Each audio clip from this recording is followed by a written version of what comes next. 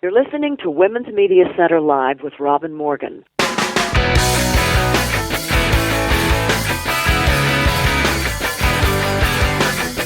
Welcome to Women's Media Center Live. I'm Robin Morgan. We have a really strong show for you today.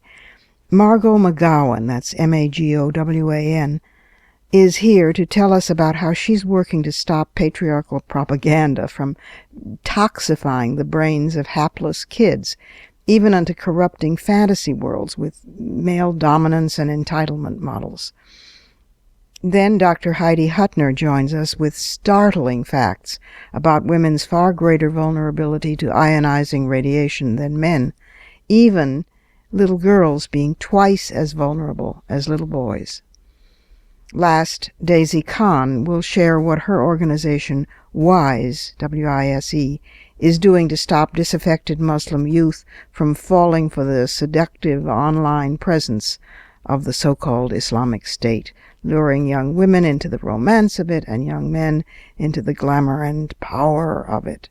Important work. 3 terrific women doing groundbreaking stuff in a troubled world. But first, we need to go inside the headlines.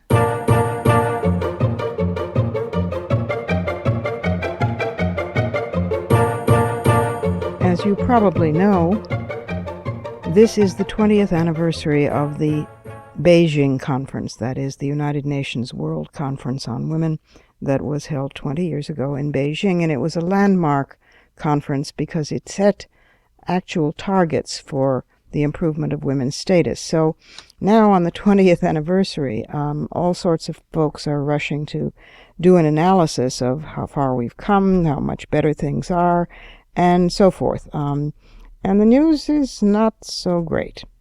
Equality Now, the international NGO, did a report. Even the IMF, the International Monetary Fund, did a report. I'm looking at the one from the World Bank. And of course, you have to understand, since we began in the Middle Ages, it's a step forward that the IMF and the World Bank even do such reports on the status of women. But I am seeming to lack the gratitude gene on that front. Here are some of the findings from the World Bank report. The United States, as we know, is one of 4 countries around the world with no national laws requiring paid parental leave for new mothers. Russia bars women from a whole variety of jobs, from freight train conductor and to mining rig operator.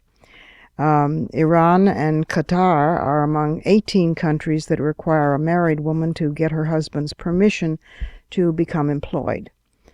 The World Bank study did 173 countries, examining how domestic laws impede women's ability in the workforce, to open a business, to participate in public life.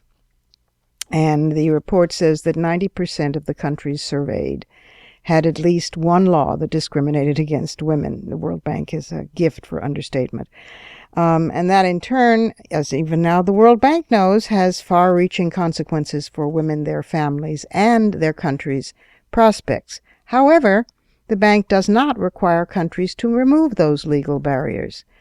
But, in other words, they won't say, we won't give you a loan unless you remove them, which actually would have considerable impact. No. Instead, the bank's chief economist, Kaushik Basu, said that, quote, removing these impediments to women's progress can unleash energy and growth, close quote. But we're not doing anything he could have added to further that. The next round of development goals, Beijing had established some. The development goals next round, which world leaders are expected to adopt this September in the UN, calls on countries to achieve gender equality by 2030. Now, pick yourself up off the floor, wipe your eyes, clutch your ribs with hilarity, and we will continue. The most restrictive laws are in the Middle East, that's no surprise, where some nations prohibit women from applying even for passports or from opening businesses without their husband's permission. The 11 most restrictive economies, the report found, include U.S. allies Saudi Arabia, Jordan, and Iraq, along with Iran and Syria. But the restrictions on women are spread across rich and poor countries, and where there are no restrictions on women's work, the wage gap between men and women is likely to be lower. At the same time, the Interparliamentary Union, which is another international group, did a study because of the Beijing conference anniversary on the presence of women in world leading and legislative bodies. So despite a promise made by world leaders 2 decades ago to have women make up a minimum of 30% of their national legislatures, which at the time seemed pretty low to me, but what do I know? We're only half the world. But despite the promise, most of the world's parliaments remain largely male provinces.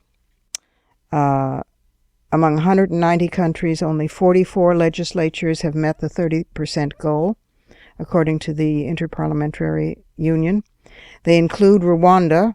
Nearly 64% of members of the lower house of parliament are women, and they include Bolivia, which has 53%.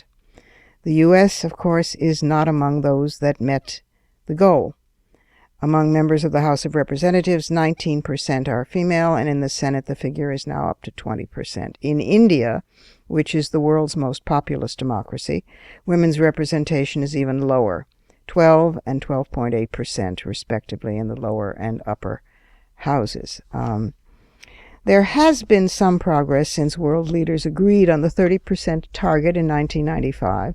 At that time, only 11% of the world's lawmakers were women, and that figure has at least doubled to 22% in 2015. And that's largely because of gender-based quotas. You know, everybody runs around saying, oh, quotas, we can't have quotas. Quotas are bad. I've never been able to figure out why quotas are bad. They reflect population, they reflect fairness. Anyway, gender-based quotas for political parties and national legislatures have spread over that period, and they are the ones credited with lifting women's representations. But still, in many countries, the quotas themselves have been ignored or unenforced, says the Interparliamentary Union. And the report wondered whether the world had hit some sort of glass ceiling regarding women in parliament. Quote, women faced a host of difficulties in gaining access to parliament. Cultural norms, gender roles, party practices, lack of financial support, and a traditionally masculine work environment, which together tend to favor and attract men and tend to discriminate against and discourage the participation of women. The sound you hear is of me screaming quietly into the mic. The representation of women in parliament does also not directly reflect the status of women necessarily in that country. In Afghanistan, where measures of women's health, education, and well-being are among the worst in the world, 27% of the nation's lower house lawmakers are female, which is better, slightly better, but better than in Australia, where by most standards women are better off. And the latest statistics suggest that women are underrepresented in both democratic and authoritarian states, making up 31% of the parliaments of both Zimbabwe and New Zealand, for instance. So when the General Assembly assembles in New York, the share of women is expected to be low. Among its 193 member states, only 10 heads of states are women. This is unsupportable 20 years after we set a goal of only 30% to begin with. They don't seem to have realized yet that women are the key to security, to food, to economics, to environment. It's more than half the world, people. What part of women don't you understand?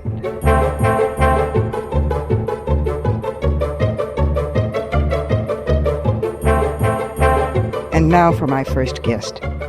Margot Magowan is a writer and commentator.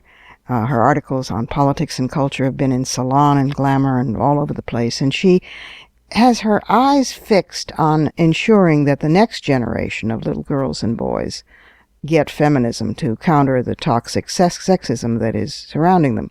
She co-founded the Woodhull Institute to train young women to be leaders and change agents, and today she's with us to talk about what she founded in December 2009, Real Girl, that's spelled R-E-E-L, Girl, and their mission is to imagine gender equality even in the fantasy world. Welcome to the program, Margot. Thank you. I'm so happy to be here. Good to have you. You do just invaluable work for women and girls with realgirl.com. That's spelled R-E-E-L-G-I-R-L. Tell us about Real Girl. Well, I started Real Girl because I have 3 daughters, and for the first Christmas that I actually had 3 girls, we were deluged with pink gifts, pink presents. Everything was pink. And not only that, but all of the toys my girls received were toys where you dress the dolls. And I was so upset and so offended that I was born in 1969. I thought things were going to be better for my kids. Yeah. And what I found is that Kid World is more gender segregated than it's ever been. Oh, so okay. I started my blog Real Girl so there would be a resource where parents could go and look for children's movies, children's toys, and children's media that rated these shows based on how sexist or girl empowering they are. It's just wonderful. And it started when? This was in 2009? Exactly. Yeah, when I had my 3rd child. Yeah, it is quite dispiriting what you found, because when my son was born, I remember we tie-dyed all of his little baby T-shirts and his, because everything only came in pink and blue at that point.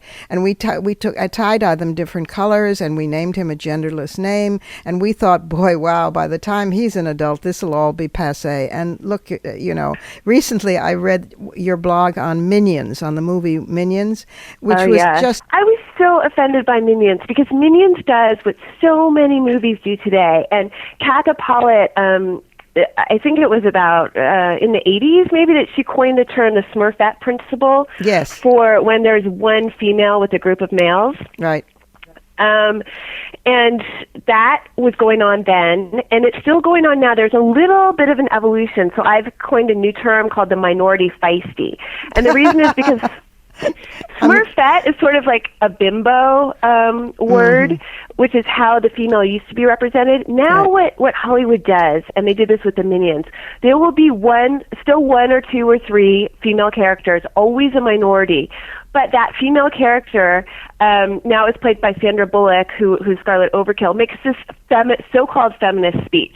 And Scarlet Overkill says, I can rob a bank just like a man. I'm the first woman to ever do this or do that. And that really upsets me because there is no reason to make a fantasy world sexist. No. There is no reason for Scarlet Overkill's character to be the only female villain in all time. Why do my little kids or anybody's little kids need to see that kind of sexism? Why can't they just see female villains, lots of them, female heroes, lots of them? Instead, they get a lesson in sexism. Scarlet Overkill is an exception for her gender. Yeah, no, you're you're absolutely right. I mean, I think what they think in their tiny little brains is that they're co-opting the vogue of the Hunger Games, or supposedly kick-ass heroines who can be just as whatever as the guys are. But we have yet to, and that's in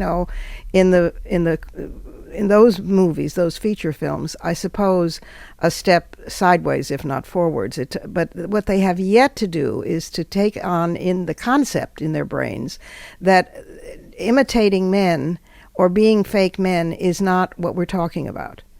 In other words, to see female human beings, little ones or grown ones, in their full humanity is something genuinely different and genuinely valuable.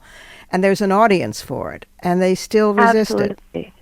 And what they also resist is to see females working together to save the world. Oh, yeah. And I think that's one one reason why we always see that girls, if there is going to be a strong girl or two or three, always less than the male characters, she has to be in a minority, because I think what is truly threatening to the power structure is to see a bunch of girls or women, girls and women, working together to save the world. That's truly threatening. One thing that really upsets me too is PBS. I mean, PBS is supposed to be the educational station, the safe place to go. If you turn on PBS in the morning, the lineup, it's all male protagonists. It's like Daniel the Tiger, Caillou, Clifford the Red Dog, Curious George. It's all these male characters, and you can find other female characters on PBS, but you have to search for them, which, most parents, they turn on the TV in the morning while they're cooking breakfast. They don't have time to search. Right. The Muppets, the girls are total minorities, because this is the fantasy world. If we can't create gender equality in fantasy life, how are we ever going to create it in real life? Has anybody,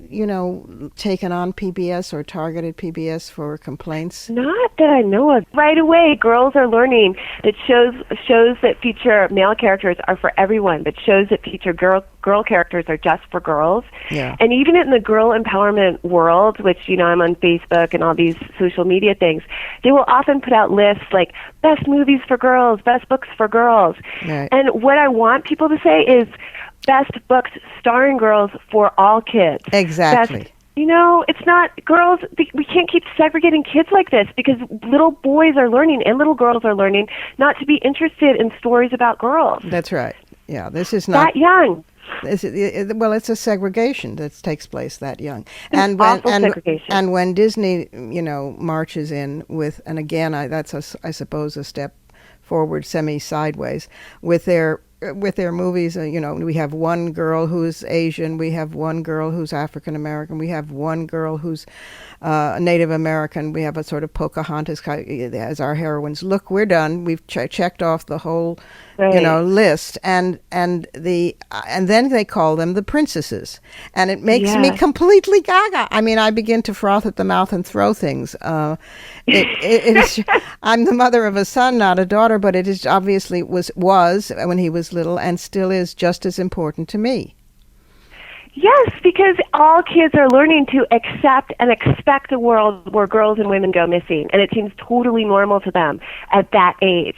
It seems normal to my daughter, after watching the Minions, to my three daughters, that not only is there a world without girls in it, but that girls are made fun of or looked down on because they're girls. Why do my kids need to learn that? Yeah. And then what's really upsetting is all the toys, all the marketing then is based on these Hollywood movies. We just had a huge victory where Target got rid of its gender segregation aisles for toys, which is amazing. Yes. But nothing's really going to change until Hollywood's movies and our stories stop being so sexist, because that's where all the toys come from. Yeah.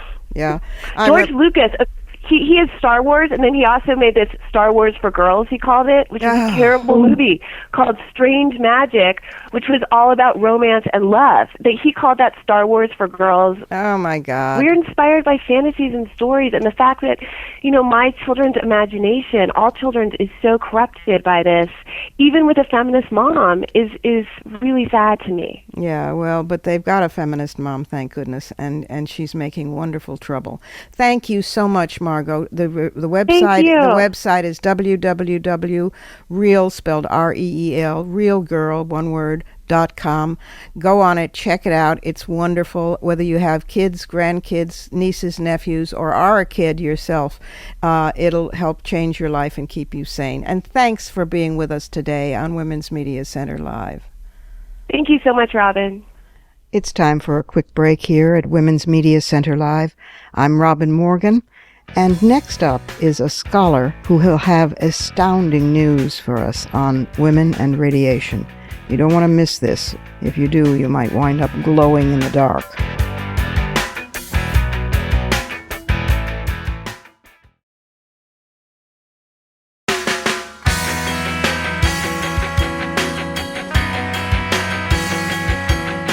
You're listening to Women's Media Center Live with Robin Morgan.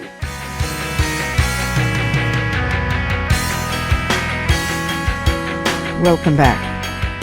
Dr. Heidi Hutner, Hutner, is the director of the Sustainability Studies program at Stony Brook University in New York, and as she also serves as director of the Environmental Humanities major in the Sustainable Studies program.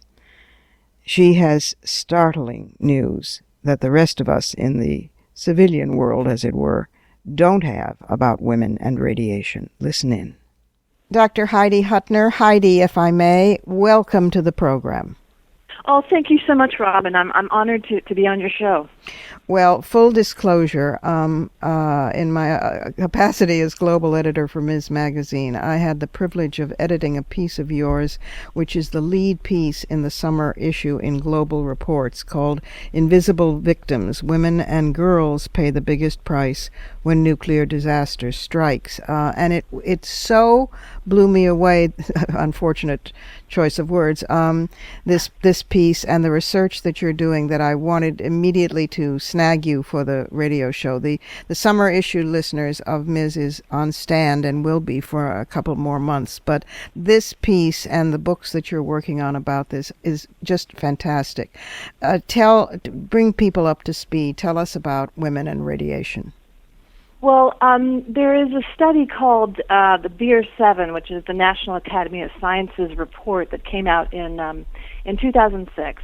And what they showed in their report was that women are far more vulnerable to radiation, and girls even more so. So age is a factor as well, and that is neglected in our safety regulations. Our safety regulations are based upon a reference man who is a white adult male and of about 20 to 30 years of age, 5'7", approximately 150-something pounds, and that's how safety measures are based. And that goes back to the atomic era when predominantly workers were male, and when they were working on the atom bomb. But so now we have, an era in which we have nuclear reactors all over the planet, and we do occasionally have accidents like Fukushima, and many, many more bombs than they could have possibly anticipated in the mid-20th century. So now we have different, and now we have people exposed to radiation, in the general population, and so we really need to be reevaluating this safety standard, because children are exposed and women are exposed and fetuses are exposed, and we know that they are at greater risk. When I first read in your manuscript about the white adult male reference man, thinking to myself, given the height, given the weight, that not only leaves out most women on the planet, but it leaves out all the men in Asia.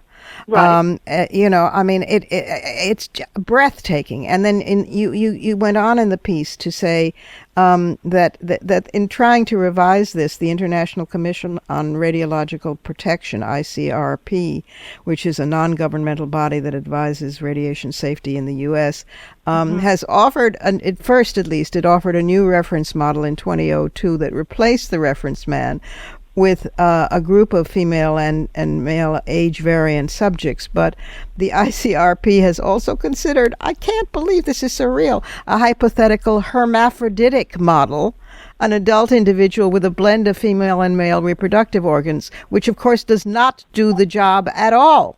Right. Doesn't factor in biochemical or metabolic factors that differ in male and female. But this is outrageous. And didn't they find that in Fukushima area, the region, that not only female human beings and girls and fetuses were more vulnerable and less resistant to radiation, but in fact female birds and animals were? Well, let me correct you. Okay. There are not studies yet on the people in Fukushima. It's too soon, and as far as I know, they don't have that kind of study going on. I see.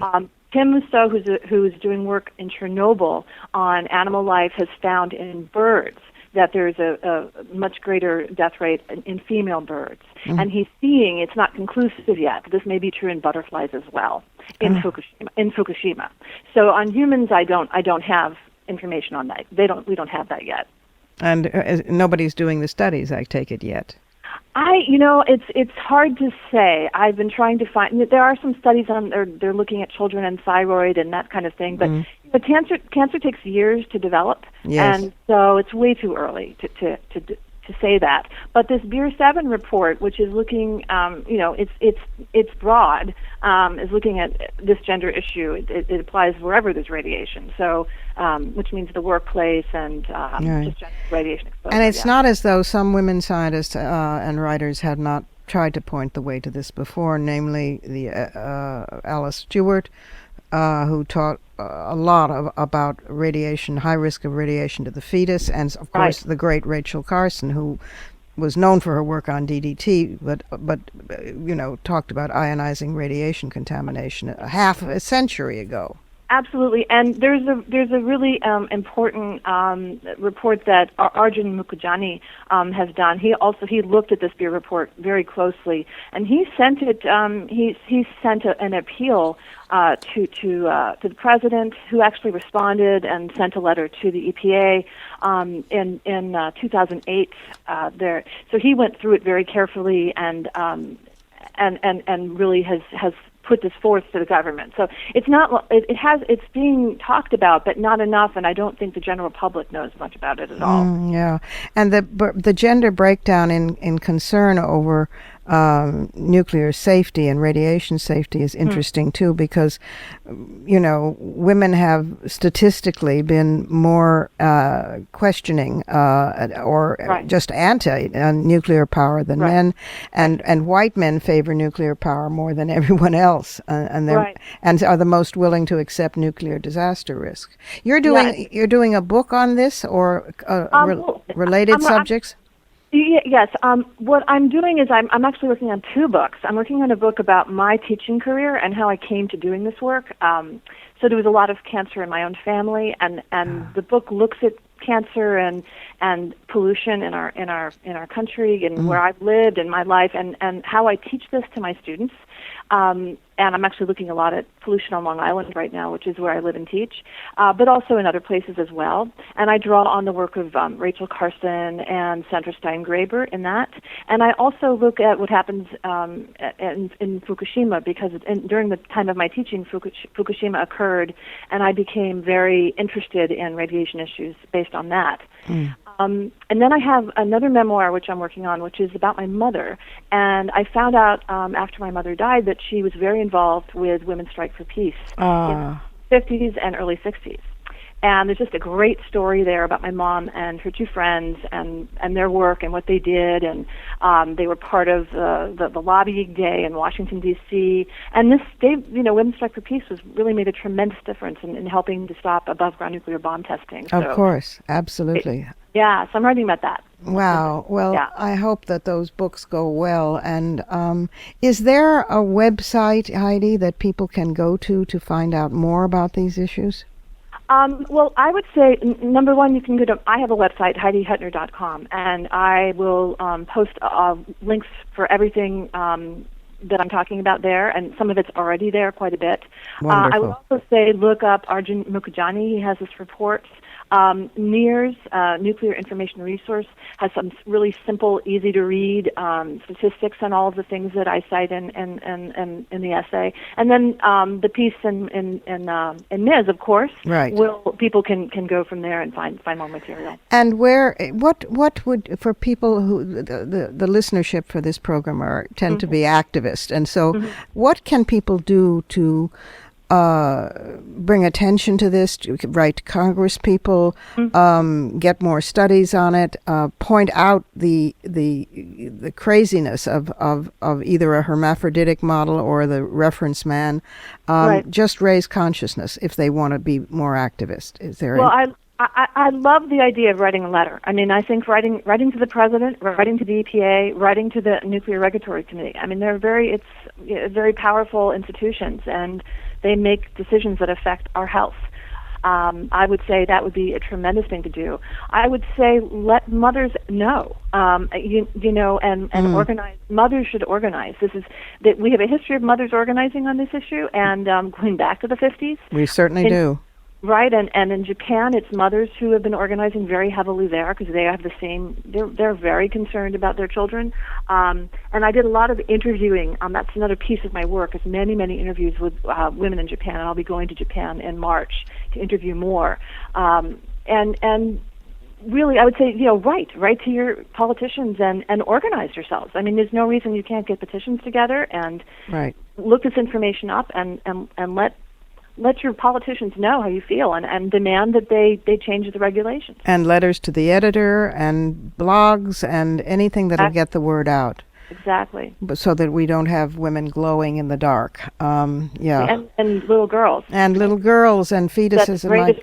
Right. Yeah, just shocking. Female fetuses are at the greatest risk of all. Oh, my God. Well, thank you. You're doing really important work bringing this to our attention in a general mass way, and I'm very grateful. And I'm also grateful that you were with us today on Women's Media Center Live. Thanks for the work you do, Heidi. Come back again and tell us more. Thank you so much. I would love to, Robin. And now it's time for a quick stop in the Surrealism Corner.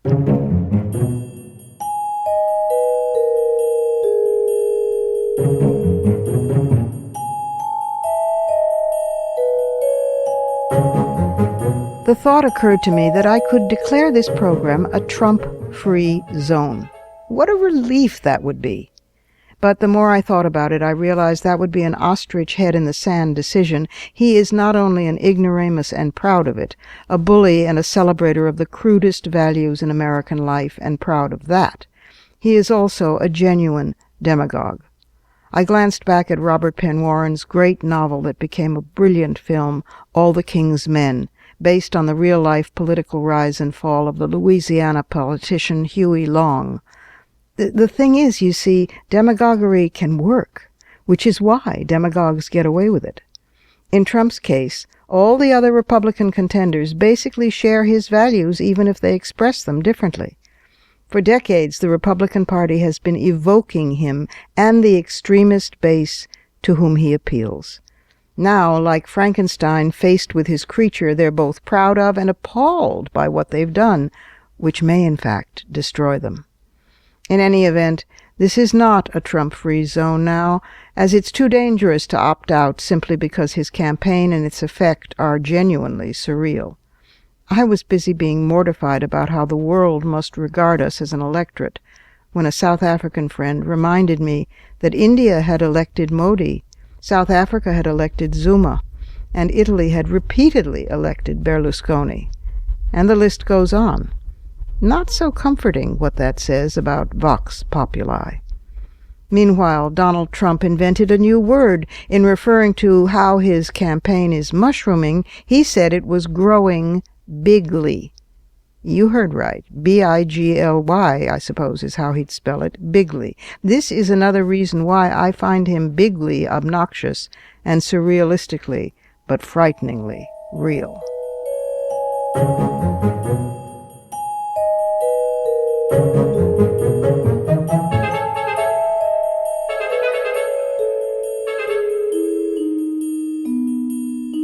Time for another break here at Women's Media Center Live.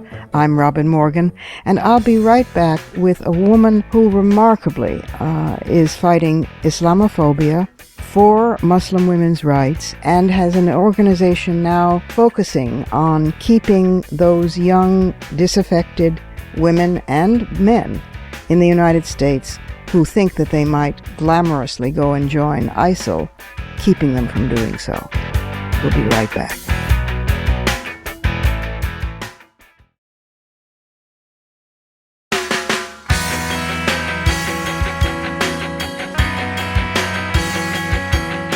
You're listening to Women's Media Center Live with Robin Morgan.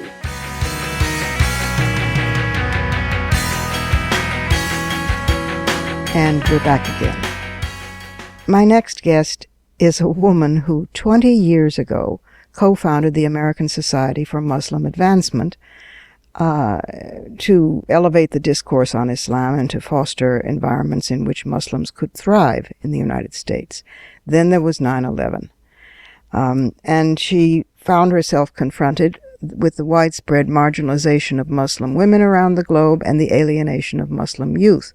But Daisy Khan is a woman who is stubborn, wonderfully so, and wouldn't be stopped. So first she founded Muslim Leaders of Tomorrow, and in 2005 the Women's Islamic Initiative in Spirituality and Equality, WISE, W-I-S-E. And now she has redirected her efforts by forming WISE as a new independent organization where she serves as executive director. Here is Daisy Kahn. Daisy Kahn, welcome to Women's Media Center Live. Thank you for having me. Grateful that you made the time. You are a very busy woman, and now you're among so many other things, the executive director and the founder of the Women's Islamic Initiative for Spirituality and Equality, shorthand WISE, W-I-S-E. Tell us about WISE. It is much, much needed in so many areas, but tell us how it came to be founded and what you're doing at WISE. Well, it was founded in 2005 primarily to address the lack of women's participation in contemporary debates surrounding, everything from social to political to religious concerns. We, like other women, felt that we were just not at the table and our voices were not being heard. So, and at the same time, the political developments in much of the Muslim world were thrusting Muslim women into the spotlight and the limelight. And yet there was no conversation about Muslim women's rights. And so we felt, a bit tired of being judged by others and upset that irrelevant issues were being debated, yet, our rights were being traded. So it was important for us to create a voice for ourselves. And ironically, a lot of my inspiration came from the suffragettes. Because I didn't know how to model myself. What should I model this initiative after? So I studied a bit about what the suffragettes had done, because one of the things we didn't want to do is dispense faith, because faith, as you know, speaks to people's deepest values, especially in the Muslim world. It's the only way to get people to change their beliefs. Right. So we didn't want to dispense faith. We actually wanted to use faith as an inspiration and as a justification to take back our rights. So I looked into the suffragette movement and I said, okay, this is the model where faith and feminism comes together. And so WISE was born out of that. Isn't that amazing? Because, maybe you know, maybe you don't, it's not commonly known, but one of the influences on the suffragists in England, who in turn influenced the suffragettes, as they were called in the United States, were ancient Muslim women. I don't mean ancient old Muslim women, but I mean Muslim women from ancient times. They knew about them. They knew about Khadija, who these days is the first wife of the Prophet, who gave him his start. And yet she's mostly ignored. And while today people talk about the second wife, the young and more tractable one, Aisha. But so this is how we give back to each other across cultural lines and geographical lines. It's amazing. The consciousness flows across those lines. So tell us what WISE is now. Now it's independent and stands alone, and what is it doing? So it is now an organization that has been reformatted to include young men, because much of the Muslim world is suffering, as you know, because of the development of ISIS and how they are rallying young men and young women from all over the world to join them in their effort to create the utopian state, that the so-called utopian state that they claim. So so we have taken WISE, which is the Women's Initiative, and also included youth component to it, so that women and youth, who are the largest block of the Muslim population around the world, when combined together, they represent and even the most marginalized. Two marginalized groups of people. And when you influence women and you influence the youth, you've pretty much influenced the entire family and society, because youth represent the future. So we've brought these two groups together, but immediately, because there's an urgency of ISIS, this brand of ISIS is become so attractive and is luring and is recruiting people from all over. We've decided to focus our immediate energy on discrediting ISIS's ideology, especially starting here in the United States, so that no young girl just gets up one day and goes to Turkey and then joins them. Yes. And so we are trying to protect our turf here in the United States to make sure that whatever is happening globally does not penetrate into our communities here. Although I think that the cases are very few. but the ISIS brand is so strong because they are strategists. They know how to carry. The brand is so strong that it can attract the vulnerable, and it can easily become a bit of a Woodstock. And it's sort of like a lot of people are going for adventure. That's right. And so we don't want this to catch on, and this is why we're seriously. WISE is going to be publishing a community guide in another month or so. You'll hear about it, and I'll be happy to come back on your show to discuss it in detail. I'd love that. But we've rallied the entire community around it. So we will be openly speaking about what ISIS is doing and how we have to discredit them at every level. But Daisy, this is superb. I mean, you're merely taking on ISIS. I keep hating to call them ISIS because of the Egyptian goddess. I keep calling them ISIL or Daesh as Daesh, people in the region people in the region do. But you're taking them on at a level that nobody else really is, and that's fantastic. I mean, and it's so interesting because, of course, they want to return to the Dark Ages or before the Dark Ages, and yet they are using the most sophisticated modern tools to recruit. So it's an interesting sort of lapse in cognitive thinking, or rather a deliberate ignoring of it. But that's extraordinary work that you're doing, and very vulnerable work. So I commend and congratulate you. I hope you come back and talk more about it. Yes, I certainly will, because it's work that we can't do by ourselves. So although we will initiate it, we want every American to join us in this effort, because it's not enough for us to we will carry out and we will spearhead. But like you mentioned, social media has become a very important tool that Daesh and ISIS are using to lure people, and they're using the methodologies that cults use, and then they're layering on a little bit of Islam on it, enough to confuse you. Exactly. And so that is what we want Americans to know, that, and so that way Americans don't think that, this is an Islamic issue, or this is inherently in their scriptures. No, it's not. It's our scriptures are being abused, just like the KKK did with Christianity, and other groups. David Koresh did with, these groups have existed. The only thing is ISIS is global, and they have the social media as a tool to spread their message. And the young people are at a very vulnerable age, very impressionable, a lot of peer pressure, a lot of romanticism. We know all of that. But interestingly enough, when women are equipped with some real tools, they fight back. I mean, when we at the Sisterhood is Global Institute, we did a project of, and it was translated. We translated it into 13 languages for women in different Muslim societies, quoting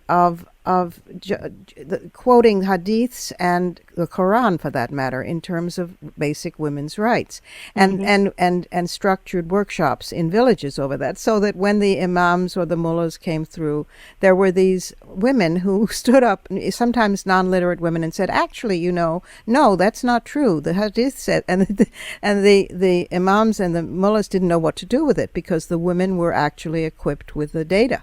And we also did a program like this where we were training imams in Afghanistan through a woman, and of course she was joined by her husband, and she was a scholar. She sat with them, she showed them the scriptures very respectfully. They pored over the scriptures, and then they realized, oh my goodness, domestic violence is not sanctioned in our religion. Okay, so child marriages are not sanctioned in our religion. And, some of the imams that we've gone through this, we started with 25 imams, and now almost 6,000 imams have been trained. This wonderful woman named Jamila Afghani, who's become a real partner on the front lines, she's carried this training out, and when the imams now walk in the room, or she walks in the room, they stand up to greet her. That's how much respect they have for her. And her ability to change them, and they have really rallied around us. And when we gave them training on even violent extremism, one of the imams said, the evidence that you presented to us in the scriptures, has allowed me to take 80 Taliban to lay down their arms. And wow. And another imam said, you Americans should not have spent billions on your wars. You should have only spent millions on training the imams, and we would have been the shield against the Taliban. You didn't have to spill your blood. Interesting. So these are the kinds of stories of impact and change of belief that is possible, but communities have to be strengthened because communities know their people and they can speak in the language that people understand. Well, it's not only possible, but it's vital work that you're doing. It is. Daisy, give the website of WISE so people can follow up and learn more.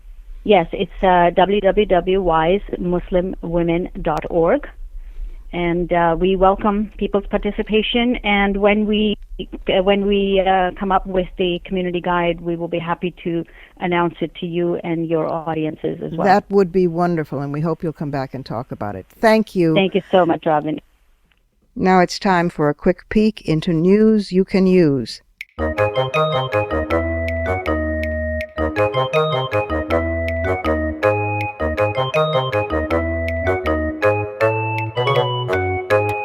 Sometimes I think we should retitle News You Can Use, we knew it all along. The American Sociological Association has new findings based on data from about 487 low to moderate income heterosexual married couples with children.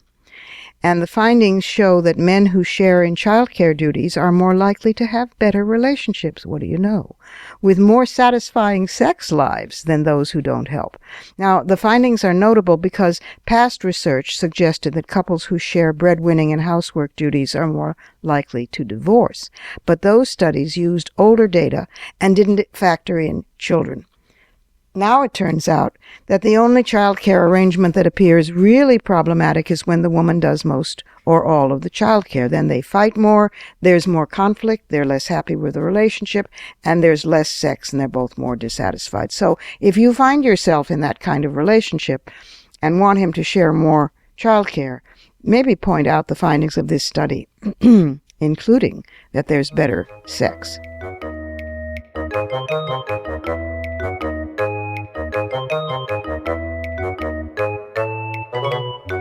Time for one last pause here at Women's Media Center Live. I'm Robin Morgan, and I will be right back with You Better Know It, some fighting words.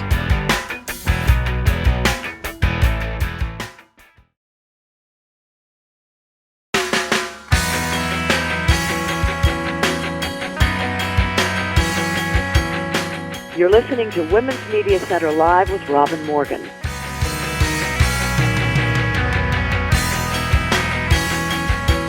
Welcome back to Some Fighting Words.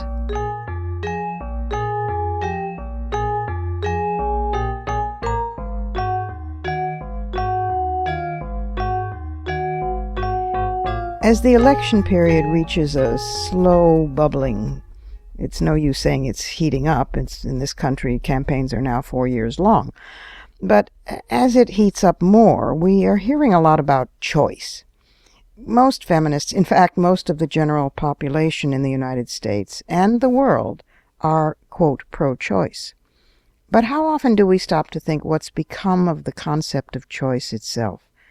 What about the daily, soul-eroding and decision-undermining effects of something even more dangerous than a blatant tyranny of choicelessness? What about fake choice? I worry that choice has been quietly stolen from us. The co-optation so skillfully managed that we burble on using the word without noticing how relatively meaningless it is becoming. For example, in the U.S. and throughout the so-called developed world, you can stand in the supermarket and choose between 20 or more different brands of breakfast cereal, but they're most likely all made by the same company, and all of them most likely full of chemical preservatives. In most hotel rooms, you can choose 6 different settings for degrees of air conditioning and heating, but you can't open the window. In some hotels, you can choose between 4 feature movies on a special channel, but the female business traveler or vacationer cannot choose not to notice that one of the movies is pornographic, ostensibly for the male business traveler and vacationer's choice, however offensive it might be to hers. A consumer can take her or his pick of 100 different makes and models of car, but they're all manufactured by the same handful of multinational corporations, and almost all of them pollute air, trees, and lungs. A listener can choose from a proliferation of radio stations, TV channels, CDs, online streams, and more, but has one hell of a time choosing silence or birdsong. They once tried to tell us that the poor were lazy by choice, that battered women stayed with their batterers by choice. They still would like us to believe that rape survivors are attacked because we invite assault. Propaganda persists that women choose to be sexually harassed. Most women are not fooled, but still it's Clarence Thomas, not Anita Hill, who sits on the Supreme Court. There are the basic standbys, too, that women choose to be on welfare or homeless, choose to work in pornography and prostitution, choose to become impregnated as so-called surrogates, despite economic proof, statistical proof, and logic to the contrary. When all women, and most men of color and gay, disabled, or older men, still lack educational and or economic parity, where does this much vaunted choice figure into survival? As Anatole France once noted wryly, the law, in all of its majestic equality, forbids the rich as well as the poor to sleep under bridges, to beg in the streets, and to steal bread. Such benevolent despotism promotes new choices all the time. Women of color can now choose cosmetic plastic surgery that changes the shape of eyes or lips or makes them look more, quote, Caucasian, a step beyond the choice of carcinogenic hair dyes and skin creams for the same purpose, or to look younger. The quip, "choose your poison," no longer refers only to alcoholic beverages. There's the choice of toxic breast implants, collagen treatments, tummy tucks, liposuction, nor are we properly warned about the effects on our health. Whatever happened to the concept of informed choice? How come it's now respectable only when it's used to delay a woman's decision to terminate an unwanted pregnancy? These travesties are offered in response to our demand for self-determination over our own bodies, while full reproductive freedom and real freedom of sexual choice are still, so far, beyond our reach. This is not choice. So, just as we once organized Take Back the Night demonstrations, we have to take back the day. We have to take back choice, authentic choice that doesn't manipulate us or degrade language. We can start by resurrecting Feminist Principle 101, question everything. We can re-examine whether we're really doing what we want to be doing when we want to be doing it. We can jettison the subtly enforced apathy that addicts us to longing for others to decide on our behalf. We can flex our own decision-making muscles, even if that makes us tired. We can insist on valid options. We can vote and convince others, however disillusioned they may be and not want to vote, that they must vote for good women and some decent men who run for Congress, the Senate, and state and local office. As for the presidential campaigns, we can damned well remember that history is waiting to be made this time, and also that the winner takes all, including the composition of the Supreme Court, and there are a number of folks ready to retire. And we can realize that this fact alone, the court, turns choice into necessity. Most of all, we can refuse to settle for pre-packaged choice. We can demand the real thing, challenging and untidy though it may be, what the late poet Muriel Rukeyser termed the strength, the grossness, spirit, and gall of choice.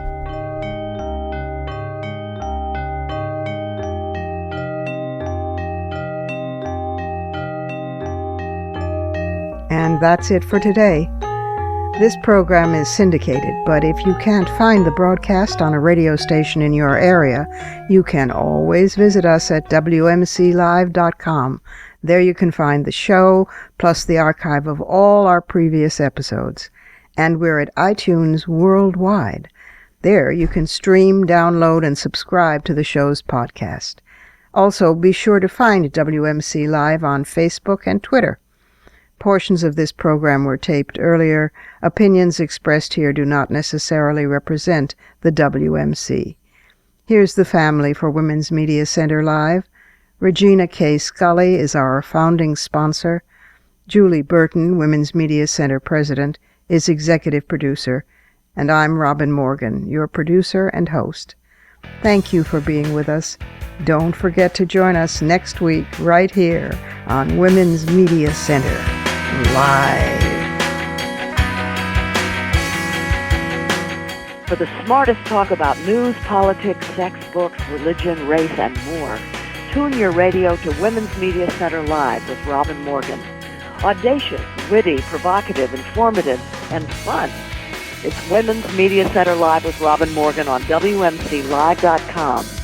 Talk radio with a brain.